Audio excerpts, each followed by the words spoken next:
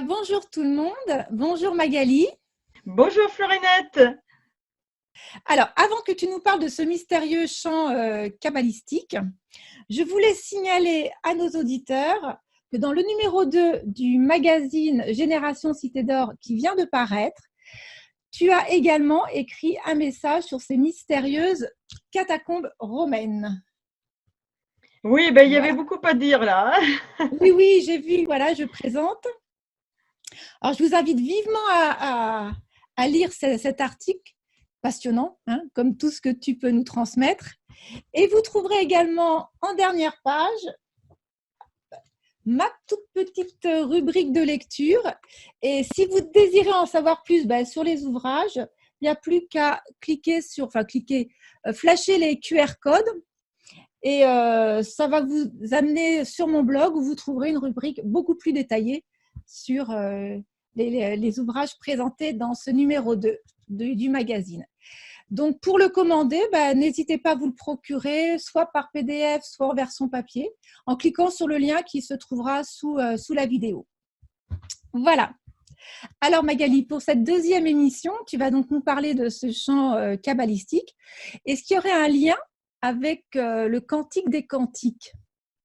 Ah oui, il y a un gros lien même, je dirais. Alors d'ailleurs, je t'avoue, Florinette, qu'après l'émission sur le Cantique des Cantiques, bon, je pensais en avoir assez dit sur le sujet. Mais il s'est passé un événement, on va dire, assez inattendu. Une inspiration, on va dire, venue du ciel. Et tout est parti, Florinette, d'un rêve qu'a fait mon frère Pascal dans les nuits du 8 mai 2019. Alors, le matin, donc, du 8 mai, il est venu me trouver dans ma chambre en me disant, écoute, il faut que je te raconte un rêve assez curieux que je viens de faire. Alors, je vais commencer par raconter le rêve de Pascal, tel qu'il a écrit, hein, pour le garder en mémoire. Et on va comprendre comment ça m'a amené après à découvrir un chant qui m'était totalement inconnu et qui va venir compléter à merveille tout ce qu'on a dit, toutes les découvertes qu'on a révélées au niveau du Cantique des Cantiques. Alors d'abord, voilà, je relate le rêve de mon frère, alors qu'il a écrit tel quel, hein. Il a écrit, je me trouvais dans une boutique où l'on vendait des livres. Alors déjà, le rêve commence bien, hein, il est au Ah oui, milieu des ça, livres. un rêve comme ça c'est bien. Ouais, ça nous plaît, Florinette, hein, nous qui sommes folles des livres. Alors voilà, il se trouvait dans une boutique remplie de livres. Il s'agissait d'une petite salle voûtée. Hein, c'était pas une librairie ordinaire, on va dire, une petite salle voûtée en pierre apparente, telle que l'on peut en trouver dans les châteaux médiévaux. Alors déjà, c'était pas une librairie ordinaire, hein. Alors, il précise, la luminosité y était toute particulière, ne provenant pas d'un éclairage électrique, mais plutôt de candélabres. Alors, il y avait une ambiance un peu Ah oui, particulière, on va déjà, dire. oui, feutrée, mystérieuse, ça c'est bien. Exactement, ça commençait comme ça, ce Ah rêve. oui. Alors, il continue en écrivant sur des lutrins étaient exposés des ouvrages de grand prix, manuscrits et enluminés avec de luxueuses reliures en cuir, donc de très très beaux livres. Mais il y avait aussi des livres simplement brochés des années 20, 30, 40, 50 ou 60. Ces derniers étant vendus à des prix très abordables, ouais, parce que les autres étaient inabordables pour lui. Même dans son rêve, il se disait non, c'est trop cher pour moi. Alors donc ces derniers étant vendus à des prix plus abordables, je l'ai passé en revue espérant bien trouver mon bonheur. Voilà, donc mon frère, dans son rêve, il feuilletait donc ses livres des années 30, 40, 50. Et d'un autre côté, il précise, on me faisait comprendre qu'il me fallait choisir assez vite, car une sorte d'incendie avait pris naissance au sein même de ces livres et pouvait embraser la pièce tout entière. C'est-à-dire, il y avait un feu qui s'était déclenché au milieu des livres. Donc c'était très très curieux. Ah, c'est pas banal ça, au milieu Ah des non, c'est livres. pas banal. Alors déjà, j'ai commencé à quand il m'a raconté ça, j'ai commencé à dresser de plus en plus l'oreille parce que j'étais occupée à faire autre chose, mais là, il a capté mon attention, Florinette. Alors, il continue et alors, donc voilà, cet incendie qui prend au sein même des livres et il y avait à peu près 3, 4 ouvrages, hein, qui étaient déjà qui commençaient à se consumer. En outre, il s'agissait d'un feu intérieur, c'est pas un feu extérieur, un feu intérieur qui consumait les livres très lentement mais il n'y avait pas de flamme ni de fumée apparente. Donc très très curieux. Et de sorte que voilà, il précise, je faisais mon choix sans m'affoler davantage. Voilà, tranquillement, il ne se pressait pas, Ah oui, malgré alors que le. moi, je rêve ça de livres qui s'enflamment, là, je me réveille. Hein. Eh bien, il ne s'est pas réveillé, heureusement, parce qu'il y avait encore des éléments importants. Donc voilà, il remarque ces livres qui prennent feu. On lui fait remarquer d'ailleurs qu'il y a un incendie qui s'est déclenché au milieu de 3-4 livres, mais il continue à prendre son temps, voilà, à faire son choix. Et alors, il termine en disant, au bout d'un moment, j'avais sélectionné 4 livres très intéressants au titre particulièrement évocateur. Je les montrai à ma sœur, donc j'étais dans le rêve, sans le savoir. Je l'ai montré à ma sœur qui n'en revenait pas de ma trouvaille. Donc je devais être très enthousiaste, ayant mis la main sur de véritables merveilles. Mais alors, au moment de payer, je vis que j'en avais acheté pour exactement 220 euros. Alors, c'est important, mais on le verra à la fin, Florinette. Hein. 220 euros et quelques centimes. Il ne se souvenait pas des centimes. Mais 220 euros, là, c'était resté dans sa tête. Et il ajoute, je sais qu'il y avait une autre personne dans la pièce. C'était un homme, mais impossible de voir son visage. Je ne l'ai vu que de dos. Il avait comme une capuche au-dessus de lui en plus, et il ne l'a vu que de dos. Cependant, je peux affirmer que c'est cet individu qui était responsable du feu intérieur qu'il avait lui-même mis au cœur des livres. Donc, il y avait un homme de dos, encapuchonné, et c'était lui qui mettait le feu dans les livres. Oh, c'est très intéressant. Ça. Et parce qu'il l'avait surpris en pleine action. Il le voyait mettre le feu à l'intérieur des livres dans son rêve. Et à mon réveil, j'ai voulu me souvenir des titres des ouvrages dont j'avais fait l'acquisition, mais un seul d'entre eux est resté dans ma mémoire, et encore partiellement, puisque je me suis souvenu que d'un seul mot, Dodi.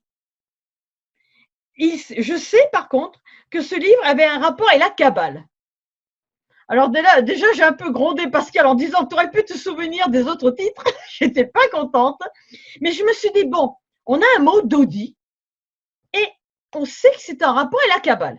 Alors ni une ni deux, Florinette, il avait à peine fini de me raconter son rêve que je tape sur Google le mot Dodi. Alors je savais pas trop comment l'écrire, hein, comme ça se prononce, Dodi, et je rajoute Kabbale. Et là, c'est extraordinaire, Florinette, parce que le premier lien que m'a donné le moteur de recherche Google, c'était un lien qui m'a fait découvrir le chant kabbalistique du Léraï. On prononce Léraï en hébreu, ça s'écrit L-E-K-H-A, mais ça se prononce Léraï, Dodi.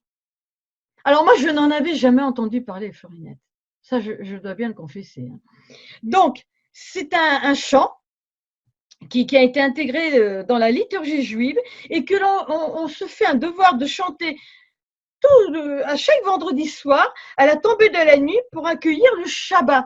Au début du Shabbat, on chante traditionnellement ce chant qui s'appelle le Léraï Dodi. Alors, Léraï Dodi, en hébreu, quand tu le traduis, ça signifie littéralement « Va, mon bien-aimé ». Ah, tu commences à comprendre le lien avec le Cantique des Cantiques. Le lien, oui, tout à fait.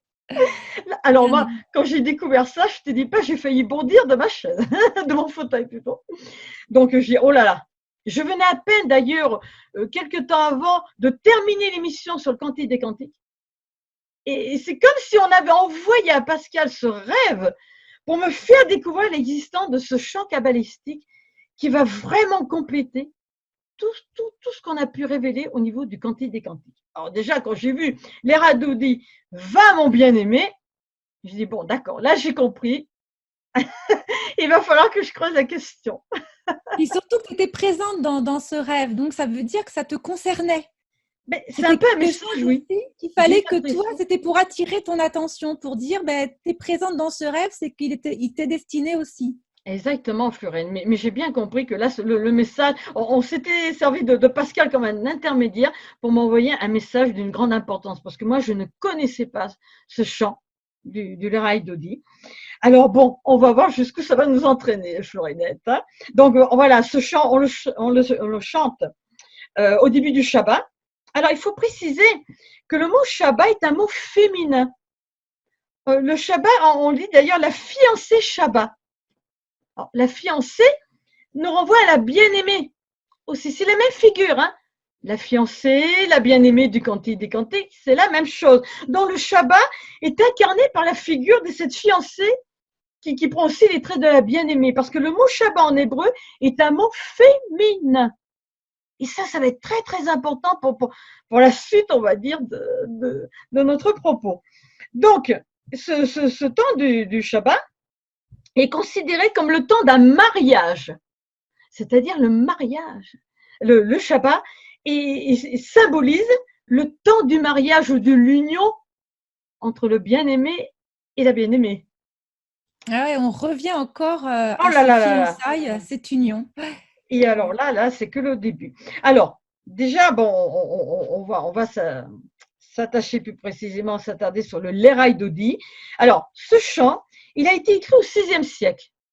Hein, c'est beaucoup plus récent, on va dire, que le Cantique des Cantiques. Aux environs, on le date de 1550. Donc, on est au milieu du VIe siècle. Alors, son auteur, il s'appelait Salomon Alcabest.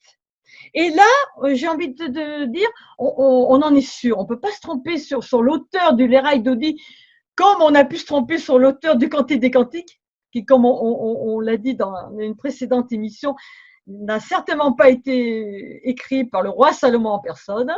Mais là, on est sûr que le Léraï Dodi a été écrit par Salomon Alcabest. Pourquoi? Parce que les 8 premiers couplets de ce chant, hein, du Léraï Dodi, ça forme un acrostiche. Avec les 8 premières lettres, dont les premières lettres de chaque couplet, hein, qui débute chaque couplet, ça forme le nom d'Alcabest. Donc, il a signé son œuvre, j'ai envie de dire, par cet acrostiche. Donc là, on ne peut pas se tromper, on est sûr que c'est Salomon Alcabest qui a écrit ce chant du Léraï Dodi aux environs de 1550. Alors, on va s'attarder un peu sur qui était ce Salomon Alcabest, que l'on connaît très très peu. Hein. Voilà, moi j'ai découvert tout ça au fur et à mesure. Donc, il est connu pour avoir été l'un des plus grands kabbalistes et poètes mystiques de son temps. Et on associe à ce Salomon Alcabest 2 faits étranges. On pourrait presque dire miraculeux, Florinette. Alors, le premier, on raconte que Salomon Alcabest, il vivait en Turquie et qu'il a reçu l'ordre, on va dire céleste, d'émigrer, de partir dans la ville de Safed. Alors, la ville de Safed, c'est la ville la plus haute d'Israël. Hein. Elle est située en Haute-Galilée, à 900 mètres au-dessus du niveau de la mer. Et cette ville de Safed va devenir plus tard, on va la surnommer, Florinette, la ville bleue des kabbalistes. Elle va devenir vraiment le centre kabbalistique, hein, Et la ville bleue, pourquoi? Pourquoi bleu? Alors, parce que voilà, c'est cette ville de Safed, tu as des maisons qui ont un bleu caractéristique. Donc, il y a un bleu d'ailleurs magnifique, hein, qui vraiment voilà, se retrouve partout dans cette ville. Donc, la ville bleue des kabbalistes. Parce que là, vraiment, et tous les plus grands kabbalistes vont, on va dire, se regrouper dans cette ville de Safed. Donc, elle est connue pour cela. Donc, d'où son nom, la ville bleue des kabbalistes. Et alors, voilà, pourquoi il est parti dans cette ville? Parce qu'il aurait reçu donc l'ordre, je dirais même l'ordre impérieux, d'un être céleste, comme un ange, on va dire, qui s'est exprimé par la bouche de son ami Joseph Caro, qui était lui-même un grand kabbaliste. Et alors là, ça nous renvoie, ça m'a fait découvrir, Florinette, là aussi, je n'en avais jamais entendu parler avant, ce qu'on appelle le phénomène du Maguide.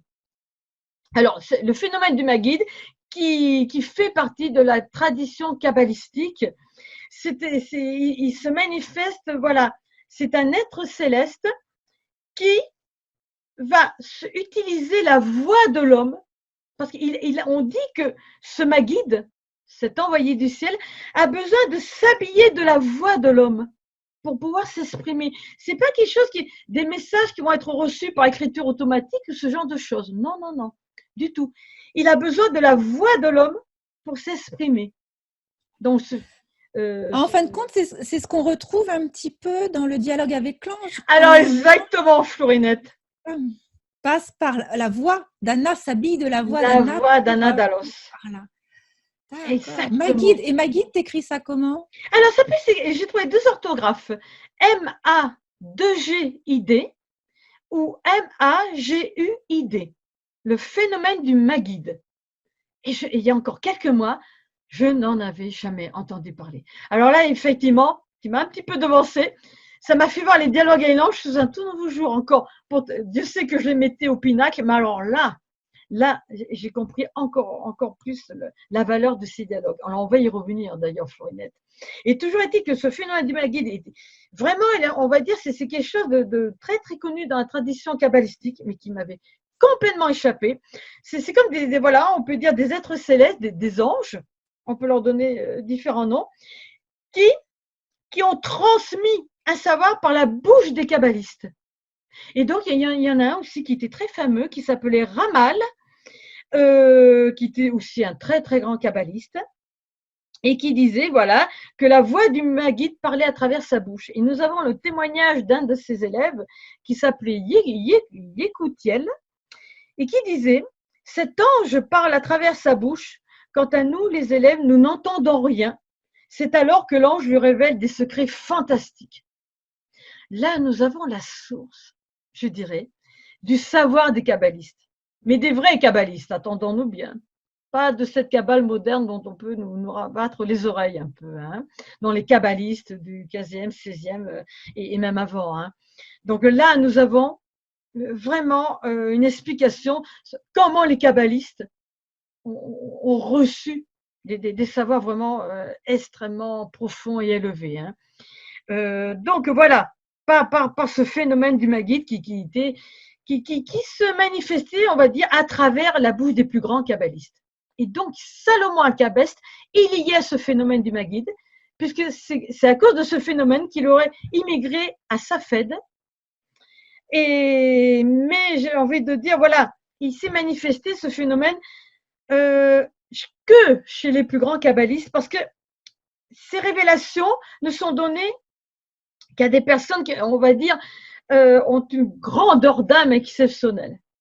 Tous les kabbalistes n'ont pas eu... Non, c'est sûr. Et chez les prophètes aussi, alors. Exactement, Florinette. Moi, ça me fait penser à Moïse. Mais parce qu'à un moment, on peut dire des prophètes.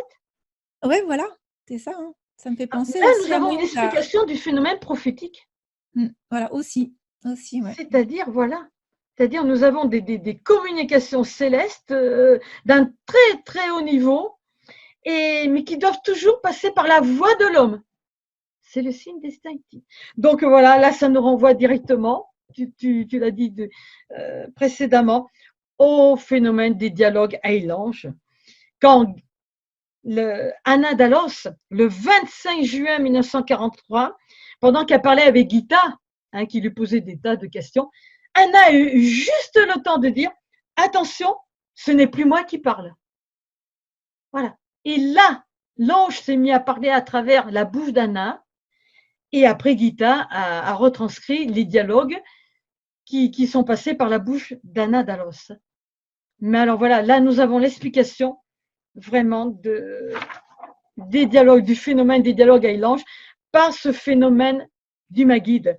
Alors, bon, c'est vrai qu'il faut ouvrir on va dire une petite parenthèse au niveau des dialogues à l'ange pour expliquer la différence, par exemple, avec les transmissions médiumniques, où le médium peut être en transe.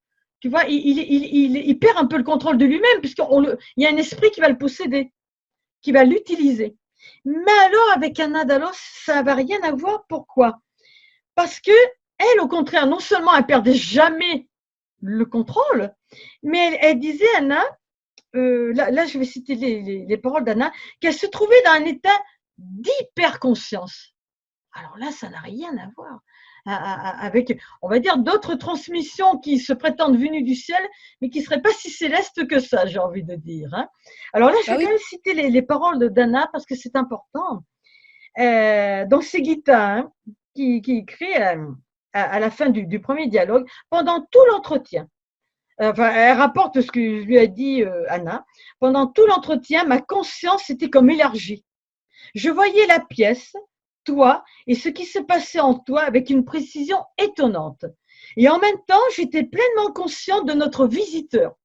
Là, on va dire, c'est le Maguide, dont les émotions étaient d'une nature toutes différentes des nôtres, même si je ne peux les nommer maintenant qu'avec les termes très approximatifs d'indignation, amour, tendresse.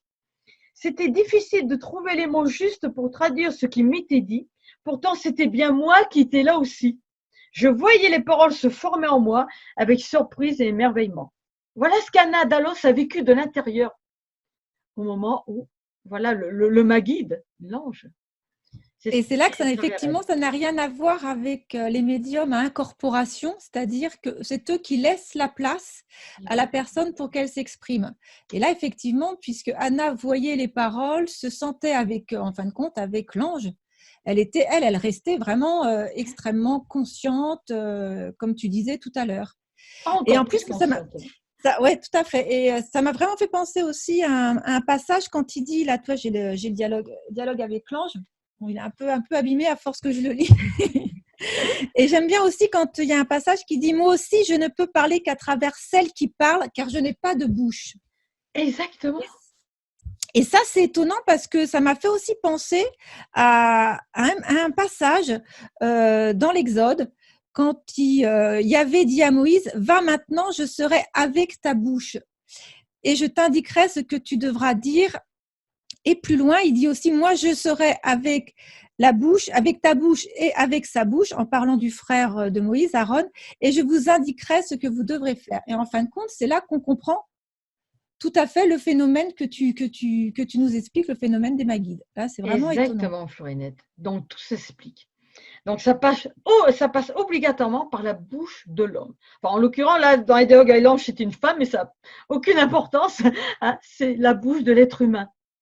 Voilà, qui exprime en plus le verbe sacré. Donc voilà, je tenais à ouvrir, on va la fermer maintenant, cette petite parenthèse, mais c'était très, très important pour comprendre justement l'importance des dialogues Island et le phénomène prophétique depuis ses débuts, j'ai envie de dire, depuis ses tout débuts. Donc, on va revenir donc à Salomon Alcabès, hein, l'odeur de l'érail d'Odi. Donc là, c'était le premier phénomène miraculeux, hein, donc ce phénomène du Maguide qui est intervenu dans la vie de Salomon Alcabès pour l'amener à Safed. Il y a eu, on raconte aussi qu'il y a eu un deuxième phénomène étrange. Alors, Salomon Alcabès aurait été assassiné et enterré au pied d'un arbre. Hein, on ne savait pas du tout où on l'avait enterré. Alors, la tradition raconte que ça aurait été au pied d'un figuier. Alors, c'est très symbolique le figuier, parce que c'est aussi l'arbre où Bouddha aurait reçu l'illumination. Le figuier, voilà, il est symbole d'immortalité et de connaissance supérieure. Bon, alors, est-ce que c'était au pied ou pas d'un figuier? C'est la tradition qui le dit. Mais toujours est-il que cet arbre se serait couvert de fleurs en plein hiver. Donc un miracle floral, on va dire. Et c'est donc grâce à ce signe qui aurait permis aux disciples de Salomon Alcabès de retrouver son corps au pied de cet arbre et de découvrir par la même occasion l'identité de son meurtrier. Donc deuxième miracle dans la vie de Salomon Alcabès, qui est l'auteur du L'Erail d'Udi. Donc ça, c'était important. Hein. On voit que cet homme était, on peut le dire, divinement inspiré. Rien qu'avec le phénomène du Maguide. Donc, alors après, on va comprendre doublement l'importance du chant qu'il a écrit au milieu du XVIe siècle. Alors voilà, on va quand même venir à ce chant, donc du L'Erail d'Odi, que l'on va analyser presque mot à mot, hein, parce que c'est important. Alors, il commence, hein, ce chant-là du L'Erail d'Odi, avec, on va dire, le refrain qui va revenir tout au long du chant, qui va revenir comme un leitmotiv, hein, parce qu'on le répète à chaque fois, entre deux couplets. Viens, mon bien-aimé, au devant de ta fiancée, le Shabbat paraît, allons le recevoir. Alors tu vois, là, encore une fois, Florinette, c'est la fiancée, la bien-aimée, qui appelle son bien-aimé le fiancé. Comme le cantique des cantiques. C'est la bien-aimée qui s'exprime en premier. Voilà, ouais, ça commence toujours par la bien-aimée. Ouais. C'est toujours pareil. C'est la bien-aimée qui s'exprime en premier. Bon. Et là, voilà, c'est au début du Shabbat, qui est un temps de mariage. Je répète, parce qu'après, on va révéler le secret du Shabbat, qui est très, très étroitement relié, c'est le même d'ailleurs au secret du cantique des cantiques. Alors, viens mon bien-aimé au devant de ta fiancée, le Shabbat para, allons le recevoir. C'est répété tout le temps dans le refrain. Alors, premier couplet. Observe et souviens-toi. Ces mots, le Dieu unique, nous les fit entendre en une unique parole. Le Seigneur est un est son nom, à lui honneur, gloire et louange. Bon, alors observe et souviens-toi, on va voir à la fin comme c'est important de se souvenir. De se souvenir, mais de quoi? Alors le Dieu unique, bien sûr, un est son nom. Alors quand on parle du nom de Dieu, alors il faut toujours se souvenir que c'est le tétragramme sacré révélé à Moïse, hein, pendant le fameux épisode du buisson ardent, mais pas avant. Il faut bien se souvenir que c'est ce nom de Dieu, alors qu'on va traduire dans les Bibles par le nom de Yahvé par commodité, mais il est imprononçable ce nom. C'est le tétragramme sacré. Bon, un est son nom, voilà. Alors, ça, c'est le premier couplet. Alors après, on répète le refrain, donc je ne vais pas le répéter. Deuxième couplet. Empressons-nous à la rencontre du Shabbat. Il est la source de bénédiction, consacré dès les temps les plus lointains, but de la création dans la première pensée du Créateur. Il nous dit, Salomon Alcabet, que le Shabbat, depuis les temps les plus lointains, donc avant même que tout soit créé, était le but de la création. Alors là, c'est pas rien, hein. C'est pas rien, Florinette. Donc déjà, c'est le but à atteindre. On va comprendre plus tard après. Troisième couplet. Sanctuaire du grand roi, ville royale, debout, relève-toi de tes ruines, assez séjourné dans la vallée des pleurs, tu es source de miséricorde du Dieu miséricordieux. Alors, sanctuaire du grand roi, ville royale, relève-toi de tes ruines. Là, c'est une allusion directe à la Jérusalem céleste. Mais on va s'y attarder un peu plus loin, Florinette. Donc, je vais continuer mon chant. Donc, ça, c'est pour le troisième couplet. Quatrième couplet. Secoue la poussière, debout, remets tes habits de fête, ô mon peuple, grâce au fils de Yishai de Bethléem. Alors, Yishai, c'est le nom hébreu de Jessé. Hein, donc, c'est l'ancêtre de David et puis, bien sûr, un peu plus loin de Jésus. L'arbre de Jessé, le fameux arbre de Jessé, qui est la généalogie jusqu'à Jésus. Hein. Donc, ça, il faut le rappeler aussi. Donc, Yishai, c'est le nom hébreu de Jessé. Alors, grâce au fils de Yishai de Bethléem, on est déjà à Bethléem, ça dit en passant. Mon âme voit s'approcher d'elle le salut. Référence aussi au salut. Alors, cinquième couplet. Réveille-toi, réveille-toi, ta lumière brille, lève-toi, sois illuminé. Courage, courage, entonne un cantique. Sur toi resplendit la gloire du Seigneur. Alors là, c'est une allusion, on va dire, à l'illumination, mais une illumination, pas simplement l'illumination spirituelle. Là, c'est vraiment quelque chose qui va illuminer l'être tout entier, spirituellement et physiquement, on peut dire. Alors, on y reviendra aussi un peu plus loin. Alors là, j'en suis donc au sixième couplet. Pour toi, plus de honte, plus d'eau propre. Pourquoi te troubler? Pourquoi te tourmenter? Chez toi, mon peuple, pour ses humbles enfants, trouvera un asile et des ruines, ressuscitera la ville rebâtie. Alors, on est encore dans la Jérusalem, l'histoire de la ville détruite et qui doit se relever, hein, qui doit être reconstruite, rebâtie. Alors, on continue, le prochain couplet, donc, il y a une allusion, si tu veux, une relation qui va être établie entre la ville détruite et qui doit être bâtie, et la fiancée, puisqu'il nous dit « Ceux qui l'ont dévastée seront foulés aux pieds, et tous tes adversaires mis en fuite. Ton Dieu mettra en toi sa joie, comme le fiancé dans sa fiancée. Voilà. Donc, là, on voit le lien entre la Jérusalem qui doit être rebâtie et la fiancée, l'image de la fiancée. Les deux se confondent. Hein. La ville en ruine qui doit être rebâtie et la fiancée qui doit être illuminée par son fiancé. Alors, on continue encore. Étends-toi à droite et à gauche. C'est-à-dire dans tous les côtés. Il n'y a plus d'opposition. On ne sépare plus la droite et la gauche. C'est droite et gauche. Ça, c'est important.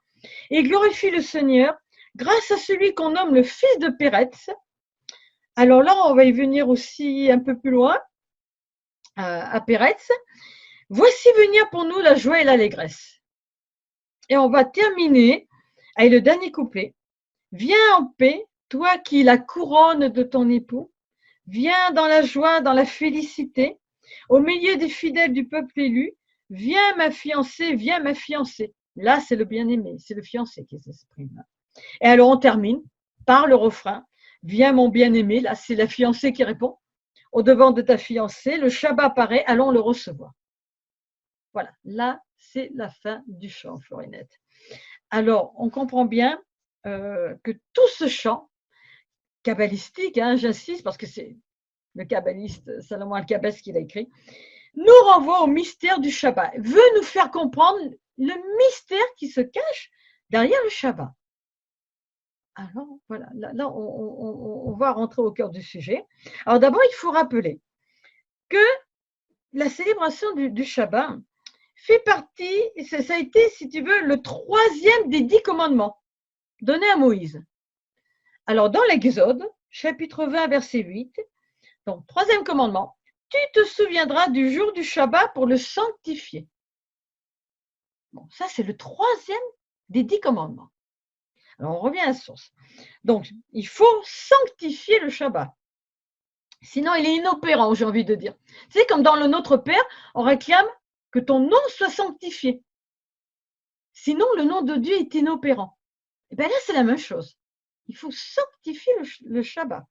Bon, alors, il y a une autre aussi, on revient là à l'Ancien Testament, aux sources de ce Shabbat, dans le Deutéronome, chapitre 5, verset 12, où il est écrit « Observe le jour du Shabbat pour le sanctifier », on insiste, hein, sanctifier, « comme te l'a commandé Yahvé ton Dieu.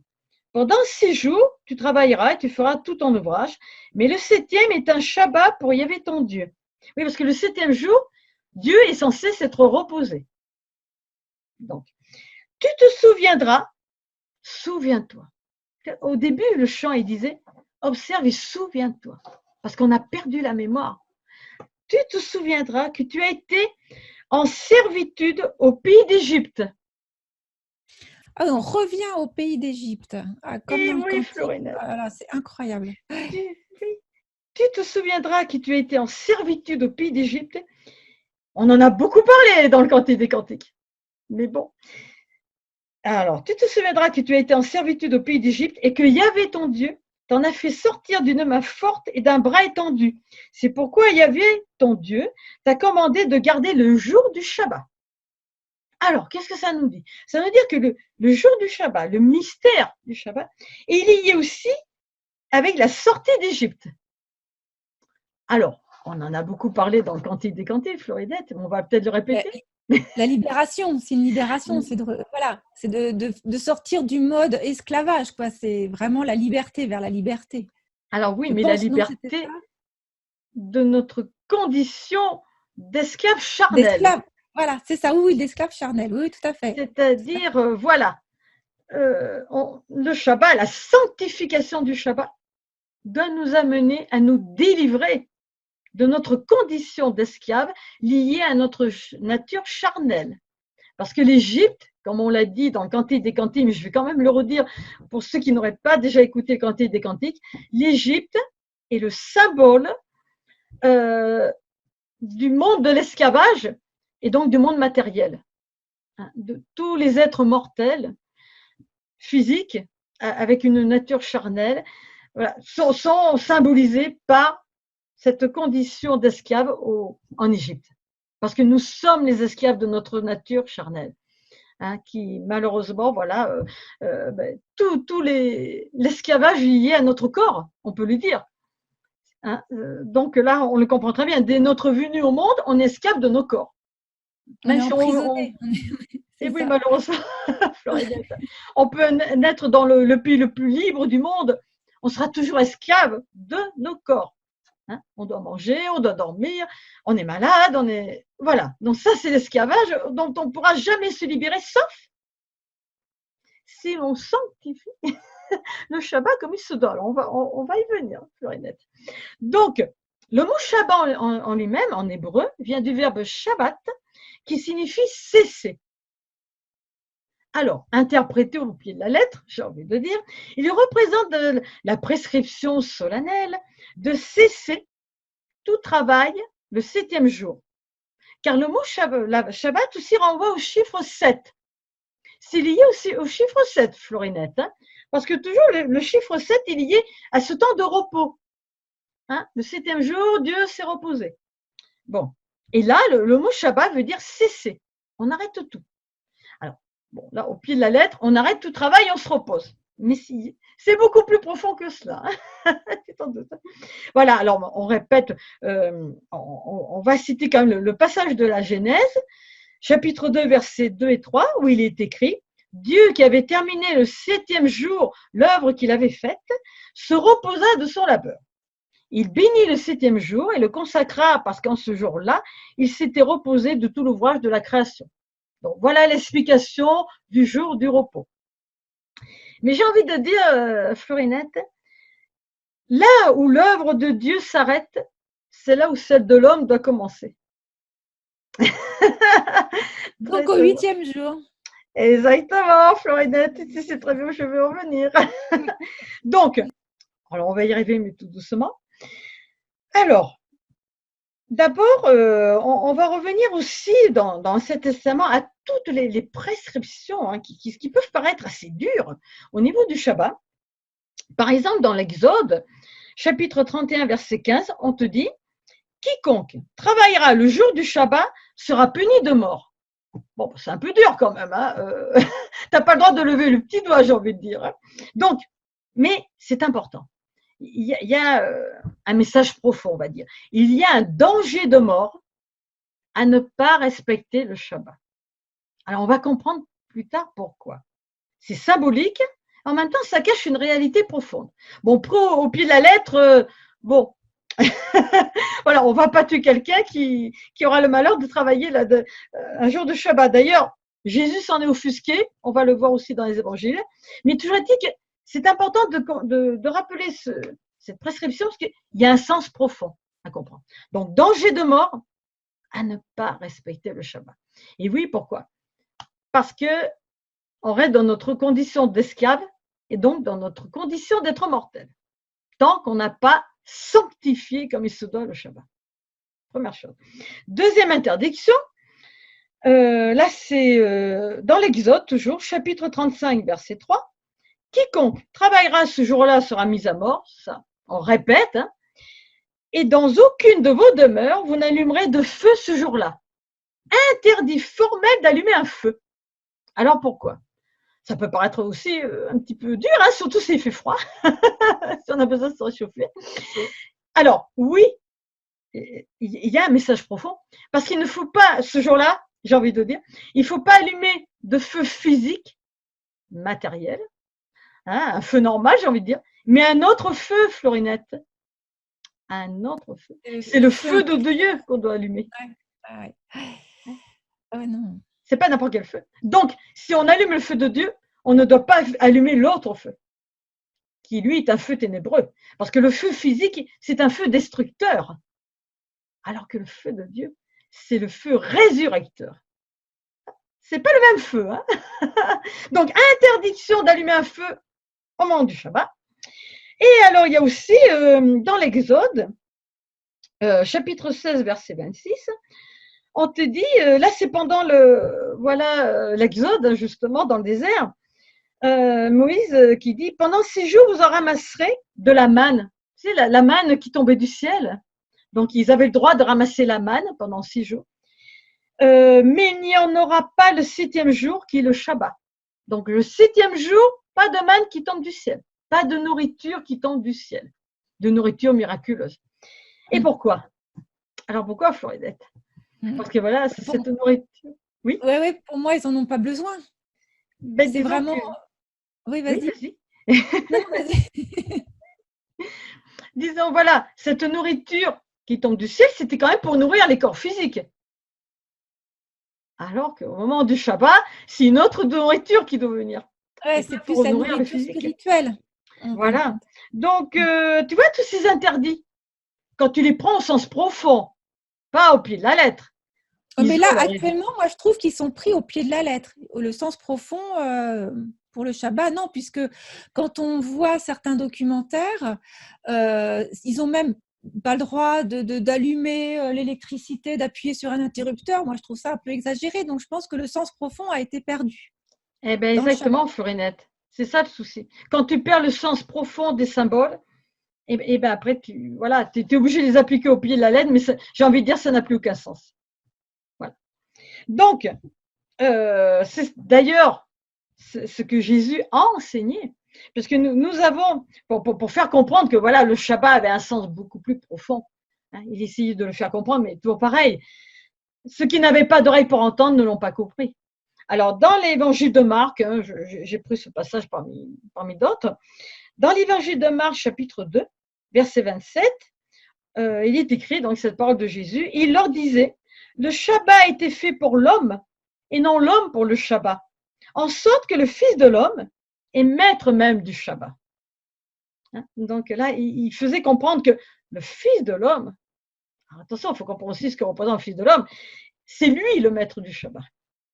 Et pas, l'homme n'est pas, voilà, l'homme n'est pas fait pour le Shabbat, mais c'est l'inverse, c'est le Shabbat qui est fait pour l'homme. Ça, il faut Oui, parce qu'actuellement, l'homme est esclave du Shabbat. Exactement. Il se prive de tout. Exactement. Et le pire, c'est qu'il ne le sanctifie pas, puisqu'il ne comprend pas le sens profond. C'est ça le souci. Voilà. Ça reste à un niveau purement matériel, alors que le Shabbat demande tout autre chose. Quelque chose de beaucoup plus grand, Florian, tu t'en doutes. Alors, on va continuer. Alors, il y a aussi cette parole dans l'évangile de Thomas, dans l'évangile apocryphe de Thomas, qui a été retrouvé parmi les thèses de Nag Hammadi. Il y a cette parole dans le Jean 27, hein, de l'évangile de Thomas. Si vous ne jeûnez pas au monde, vous ne trouverez pas le royaume. Si vous ne célébrez pas le Shabbat comme un Shabbat, vous ne verrez pas le Père. Là, on nous fait comprendre. Si vous ne faites pas les choses comme vous devez les faire, ben non, le Shabbat ne sera pas sanctifié. Donc, alors voilà, la grande question à laquelle il faut répondre. Qu'est-ce qu'il faut faire pour célébrer un Shabbat comme il se doit? Alors, c'est le Léraï Dodi hein, qui va répondre à cette question grâce à son langage symbolique, kabbalistique, hein, que manie si bien Salomon Alkabet et qui, je pense, lui a été inspiré aussi par le ciel. Parce que là, cette communication du Maguide, c'est pas rien non plus. Hein. Donc, bien sûr, voilà, comme le Cantique des Cantiques, on l'a dit, le Léraï Dodi commence par un appel de la bien-aimée à son bien-aimé.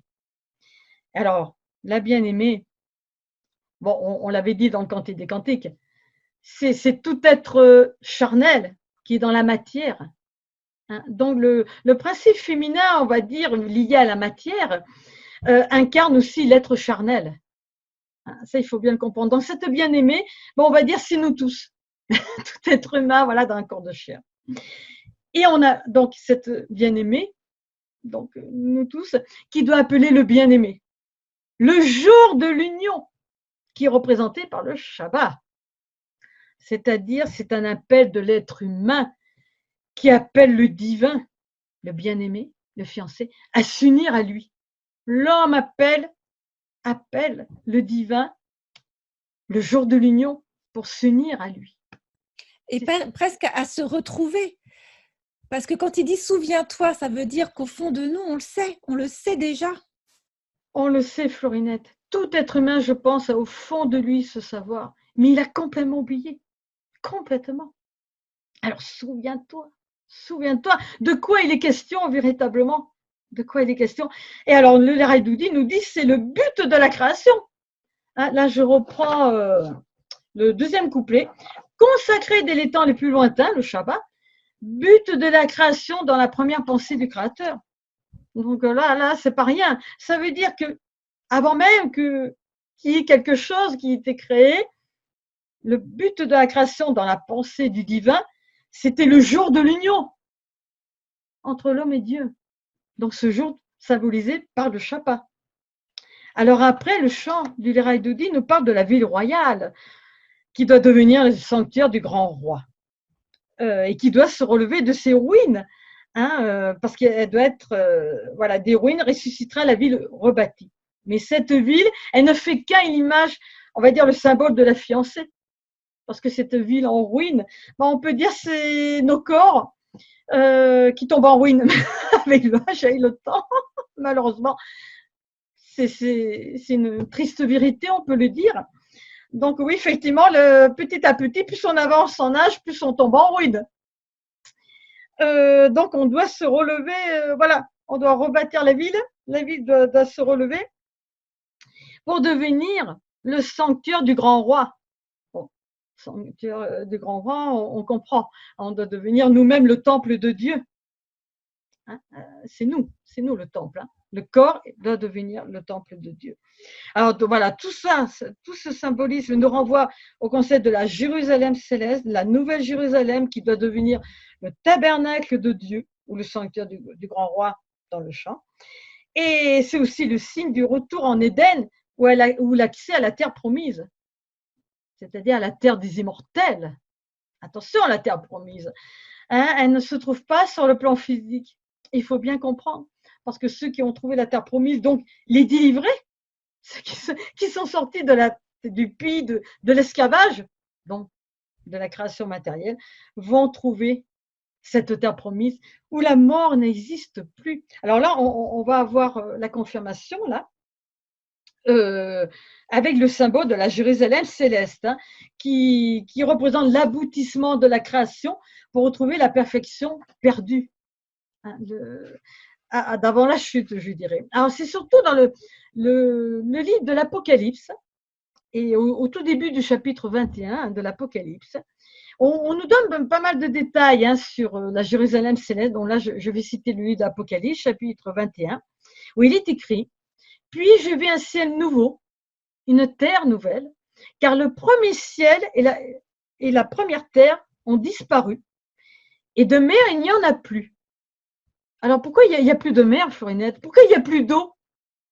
Ça, c'est assez étrange. On se dit, mais pourquoi il n'y a plus de mer? Parce que l'eau est liée justement à la nature charnelle de nos corps. À Parce la que nos matière, corps, oui. voilà, À la ils se matière. forment. Exactement.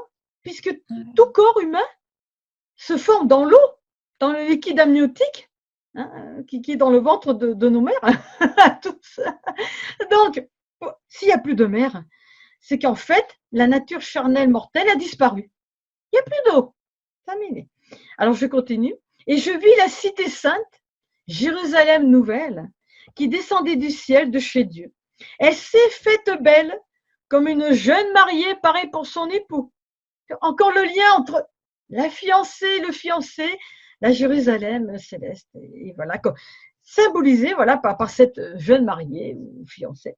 J'entendis alors une voix clamer du trône. Voici la demeure de Dieu avec les hommes. Il aura sa demeure avec eux. Ils seront son peuple. Et lui, Dieu avec eux, sera leur Dieu. Il essuiera toute larme de leurs yeux.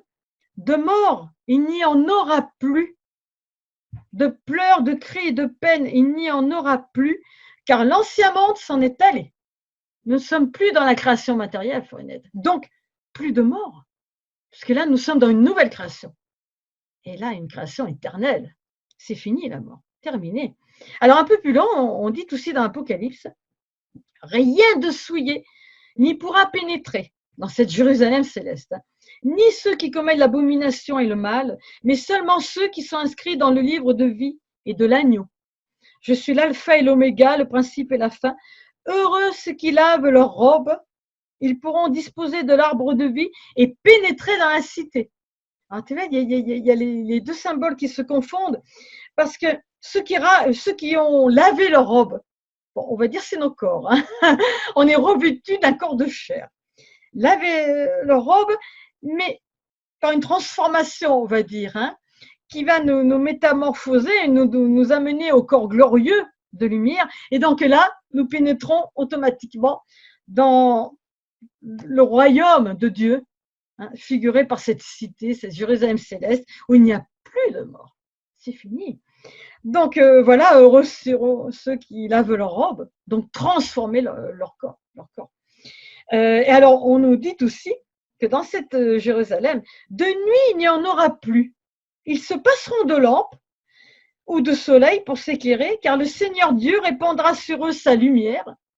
C'est l'onction de lumière. Et ils régneront pour des siècles et des siècles. Ah, et c'est sûr que là, dans ce royaume divin, dans cette Jérusalem céleste, il n'y a plus besoin de lumière, il n'y a plus besoin de lampe, il n'y a plus besoin de soleil. Parce que tous les êtres qui ont pu rentrer, pénétrer dans ce royaume divin, seront eux-mêmes la lumière. Ils ont été recouverts de lumière, car le Seigneur répandra sur eux sa lumière. Là, nous sommes dans le mystère de l'onction, celui qui est oint, celui qui s'est recouvert de lumière.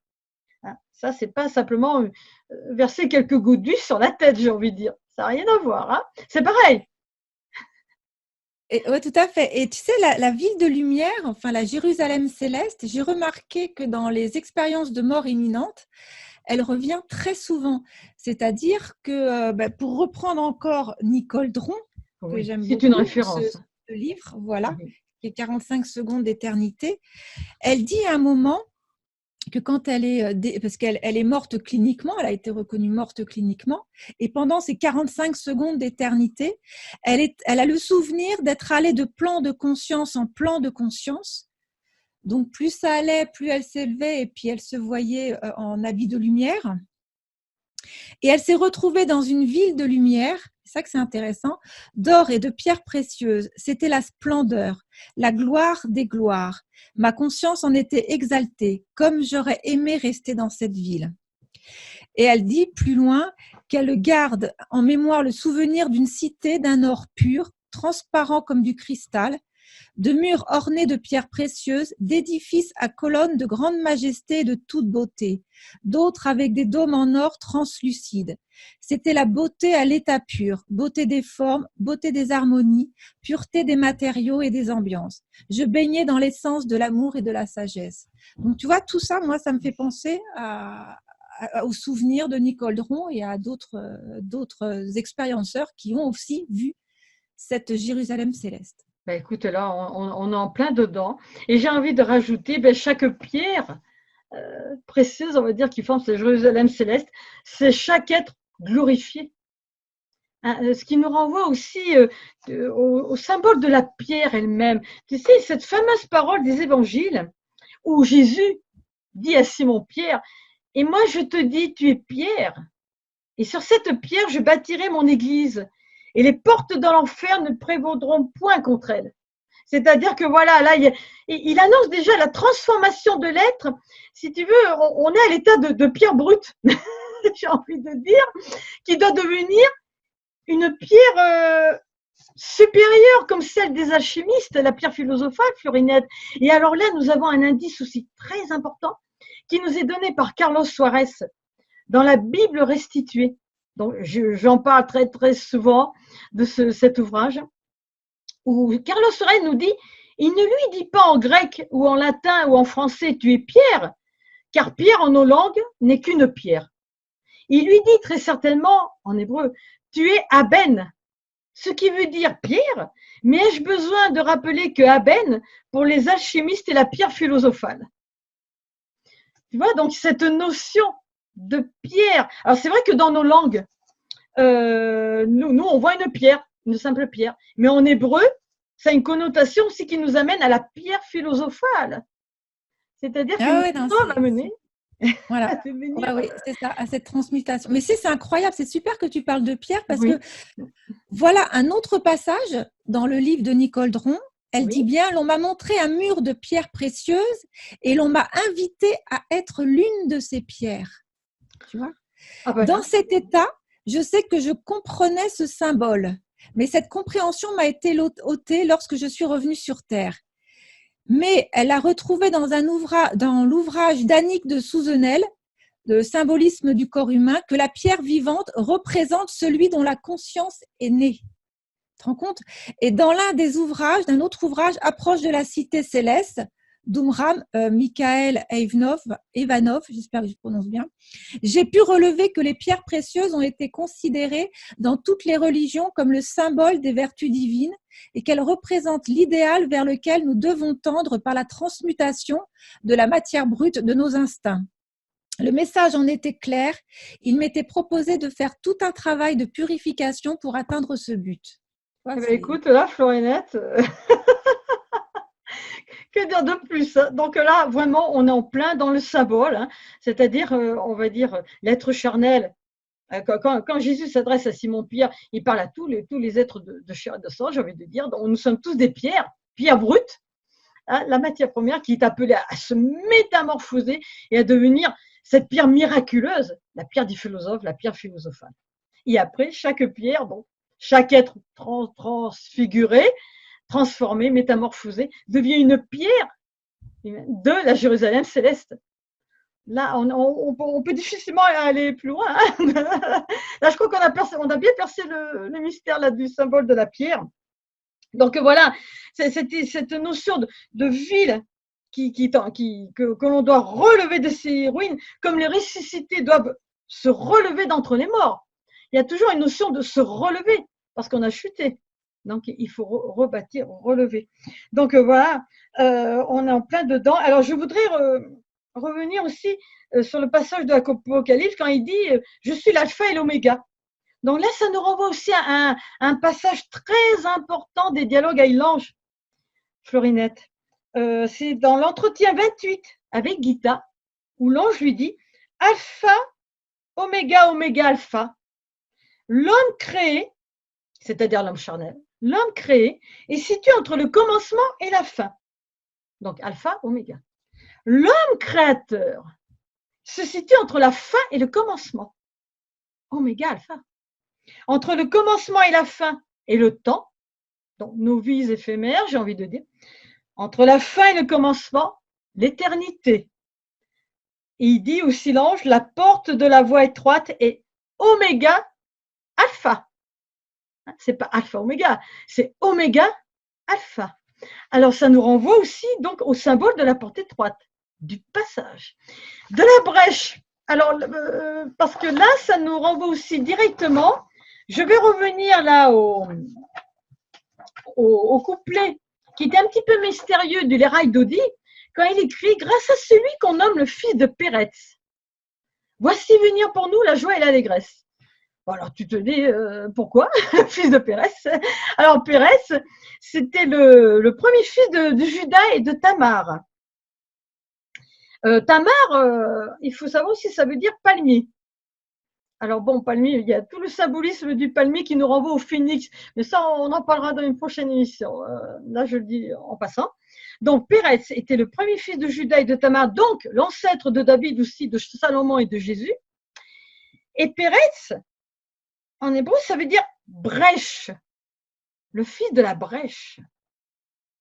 Alors là, ça nous renvoie au symbole de la portée droite, le passage. Se glisser dans la brèche, tu sais comme on dit, se glisser dans la brèche, parce que c'est par là, c'est par cette porte étroite, c'est par ce passage, c'est par cette brèche que tu dois sortir de ta condition d'esclave, du cercle des réincarnations. Tu vois là, pourquoi Salomon Alcabès a voulu attirer notre attention sur le fils de Péretz. Le fils de Péretz, on peut dire que c'est Jésus. Au niveau des descendants. Mais Pérez, il était important de donner le nom de Pérez, la brèche. D'ailleurs, on peut rappeler la naissance de ce Pérez, qui était aussi très, très symbolique. Alors, ça, c'est dans la Genèse, chapitre 38, versets 27 à 30, où on nous raconte voilà, la naissance de Pérez. Lorsque vint le temps des couches, il apparut qu'elle, Tamar, la maman, avait dans son sein des jumeaux. Il y a beaucoup d'histoires de jumeaux dans la Genèse, je ne sais pas si tu as remarqué. Alors, pendant l'accouchement, L'un d'eux tendit la main et la sage-femme l'a saisi et attacha un fil écarlate en disant c'est celui-là qui sortit le premier pour distinguer l'aîné. Mais il advint qu'il retira sa main et ce fut son frère qui sortit. Alors elle dit comme tu t'es ouvert une brèche et on l'appela Pérette. Ensuite sortit son frère qui avait le fil écarlate à la main et on l'appela Zéra. Zéra qui signifie rouge brillant, l'homme rouge. Alors là, nous sommes dans un symbolisme équivalent, on va dire, à Jacob, Ésaü. Si tu veux, l'homme spirituel et l'homme animal. L'homme divin et l'homme charnel. Et le rouge, toujours attaché à l'homme charnel. L'homme qui verse le sang aussi. Hein. Donc la couleur rouge est attachée Caïn et Abel. C'est ce que j'allais dire, Caïn et Abel. Voilà, oui. C'est la même chose. Toujours ces frères ennemis, tu vois. Pourquoi ennemis? Parce qu'en fait, ils représentent nos deux natures. L'homme charnel, animal, qui va verser le sang, hein, qui va se nourrir des autres animaux, et l'homme divin. Alors là, c'est donc c'est le fameux mythe des frères ennemis. Les deux natures qui sont en nous, qu'il faut arriver à concilier pour qu'il y en ait un qui finisse par dominer l'autre. Alors ça nous renvoie aussi à un passage de l'épître de Paul aux Corinthiens, chapitre 15, versets 46 à 49, où Paul écrit « Mais ce n'est pas le spirituel qui paraît d'abord, comme dans la naissance là, de Pérez, c'était son frère qui d'abord s'est montré, mais après il s'est retiré. Alors, mais ce n'est pas le spirituel qui paraît d'abord, c'est le psychique, puis le spirituel. Le premier homme, issu du sol, est terrestre, le second, lui, vient du ciel. Et de même que nous avons porté l'image du terrestre, nous porterons aussi l'image du céleste. Ça, c'est toujours l'homme terrestre, charnel, qui vient en premier, c'est normal, pour qu'après vienne au monde, mais dans une autre naissance, une naissance supérieure, l'homme céleste. Et c'est pour ça qu'il y a toujours ces histoires de frères, hein, ou des jumeaux, ou des frères ennemis, hein, comme Abel et Caïn.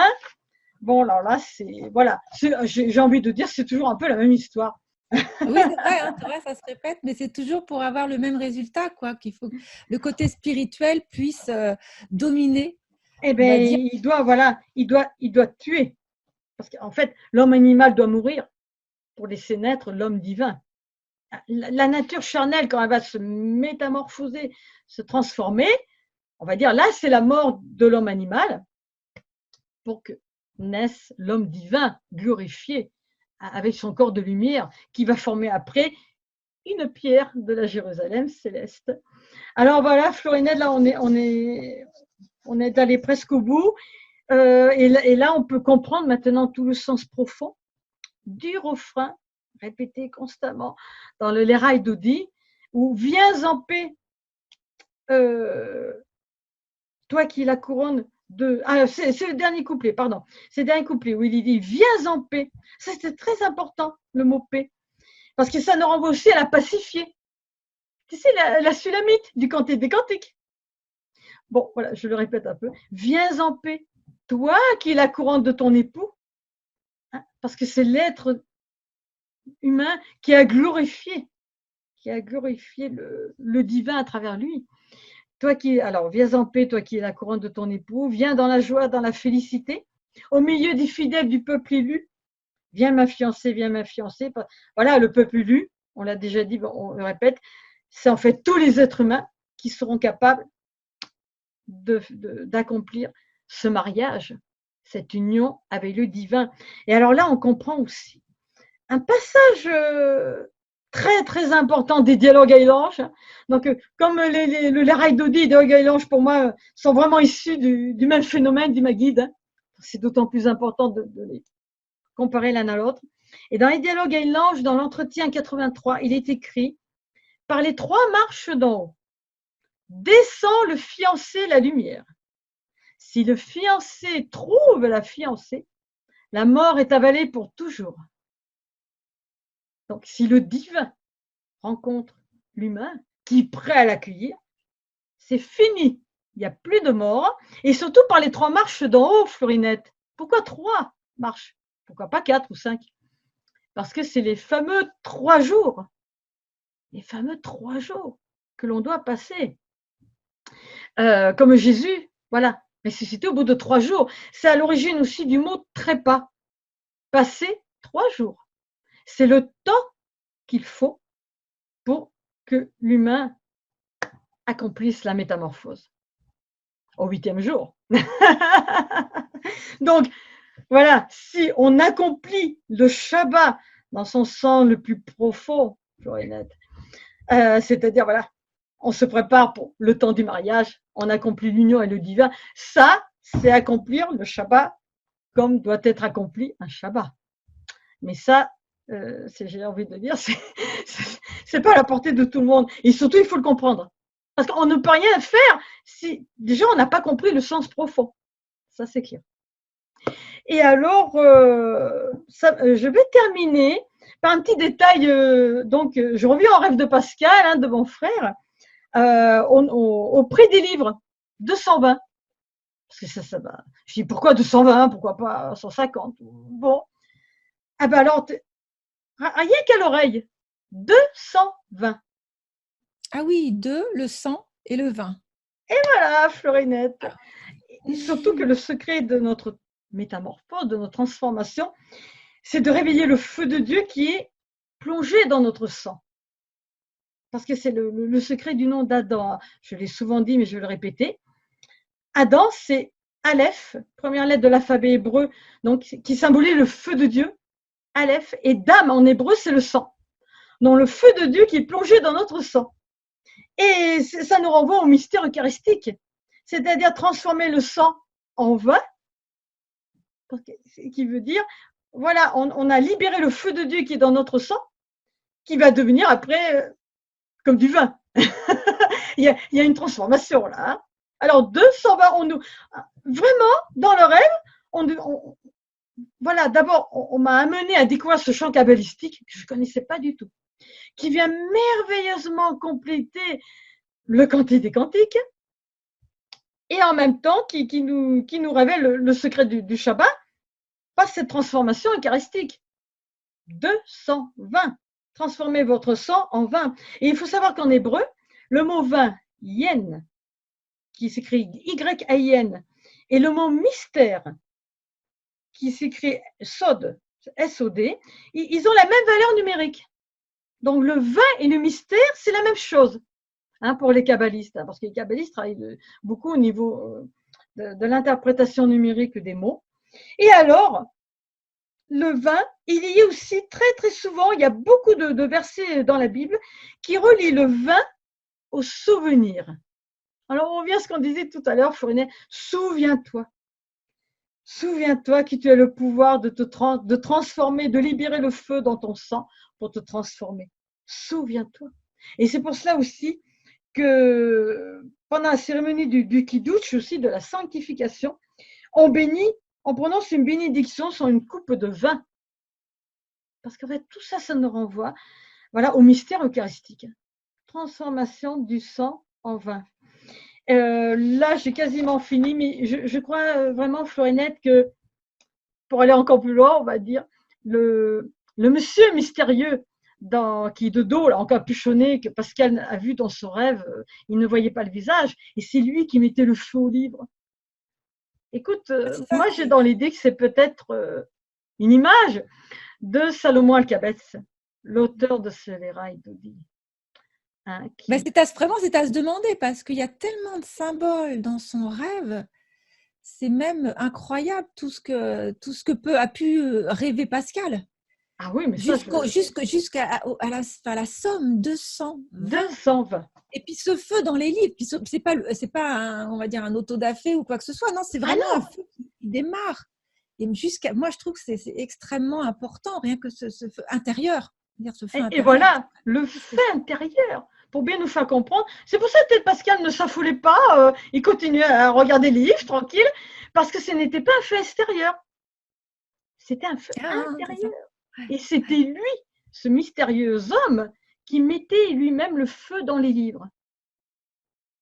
Et on peut dire que vu la personne qui était à Salomon Alcabest, hein, ce grand kabbaliste, effectivement, il a mis le feu. Il Ah pouvait oui. mettre le feu aux poudres, comme on dit. Et tu sais, quand tu as parlé du Maguide, ça m'a fait aussi penser à un passage dans le dialogue avec l'ange, parce qu'en fin de compte, c'est un livre complet, hein, Oh là franchement, là, il y on a le dira tout dans jamais ce... assez. Quand Gita, elle dit, je vais te lire, parce que j'ai trouvé vraiment ce passage très beau, et elle dit, celui que j'ai nommé ange a peu de ressemblance avec l'ange des traditions. L'ange, pour moi, est ma moitié vivifiante, et moi, je suis sa moitié vivifiée. Il est ma préfiguration dans l'invisible, et moi, je suis sa figuration dans le visible. Il est mon pareil intemporel, et moi, je suis son pareil limité dans le temps. Il est mon complément intuitif dans l'esprit, et moi, je suis son complément exécutif dans la matière. Il est mon corps de lumière, et moi, je suis son corps de matière. Oui. Voilà. Et puis, à la fin, quand la tâche sera accomplie, hein, comme dit, hein, ils ne feront plus qu'un. Plus qu'un. Voilà. Il n'y aura plus de séparation. Voilà. Donc, et voilà, grâce à tout ce que tu peux, grâce à tout ce que tu peux nous transmettre, que tu nous décris tous ces enseignements, ça nous fait aussi comprendre ce que contient les dialogues avec l'ange, parce que quand on lit la première fois ces dialogues, on est perdu, complètement perdu. On a déjà perdu le savoir, pour ça, souviens-toi.